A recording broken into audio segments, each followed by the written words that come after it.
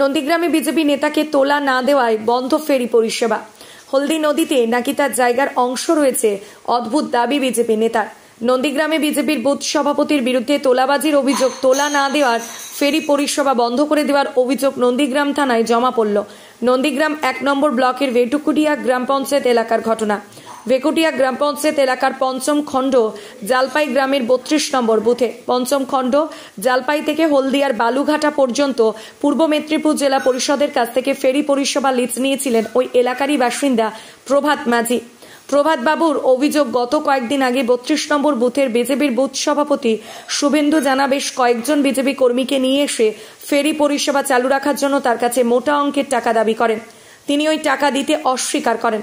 অভিযোগ, গতকাল 32 নম্বর বুথের বিজেপির বুথ সভাপতি শুভেন্দু জানা বেশ কয়েকজনকে নিয়ে এসে নৌকা থেকে যাত্রী নামিয়ে দেন এবং ফেরিঘাট ভাঙচুর করেন, ফেরির পরিষেবা বন্ধ করে দেন। প্রভাত মাঝি নন্দীগ্রাম থানায় লিখিতভাবে অভিযোগ দায়ের করেছেন, যদিও বিজেপির পক্ষ থেকে সমস্ত অভিযোগ অস্বীকার করা হয়েছে। বিজেপির তমলুক সাংগঠনিক জেলা কমিটির সদস্য সুদীপ দাস বলেন, এই ঘটনার সঙ্গে দলের কোনো যোগাযোগ নেই। শুভেন্দু জানান যে সঙ্গে যাই ঘটনা ঘটে থাকুক তা সম্পূর্ণ ব্যক্তিগত। তৃণমূল কংগ্রেস সদস্য বিষয়টিকে নিয়ে কটাক্ষ করতে ছাড়েনি। নন্দীগ্রাম 1 নম্বর ব্লক তৃণমূল কংগ্রেসের সভাপতি বাপ্পাদিত্য গর্ব তিনি সম্পূর্ণ বিষয়টি নিয়ে বিজেপিকে তুলে ধরা করেছেন। Bureau report, RK news. না না না না এরকম কিছু নয়। প্রভাত মাঝি প্রায় গত কার্তিক মাসে হঠাৎ ওখানে ফেরি সার্ভিসে ও এসে বলে যে এইখানটায় নৌকা ঠাকাবো, সেখানে পলি টলি জমছে। আর না আমরা বলি না, এখন আমরা এখানে লাগাতে দেবো না, 6 মাসের জন্য লাগাতে দেন, তারপরে যখন রিটেন্ডার হবে তখন আমরা এখান থেকে চলে যাব, এই কথা ছিল। এইবার রিটেন্ডার হয়েছে, তাকে এখান থেকে বলছি যে আমাদের রায়ের জায়গা ছেড়ে দাও, তুমি পুরনো ফেরিঘাটে চলে যাও। এই আমি এই ঘাটের ইজারাদার হইতেছি, মানে বর্তমান সনে গতবারেও আমি পেয়েছিলাম।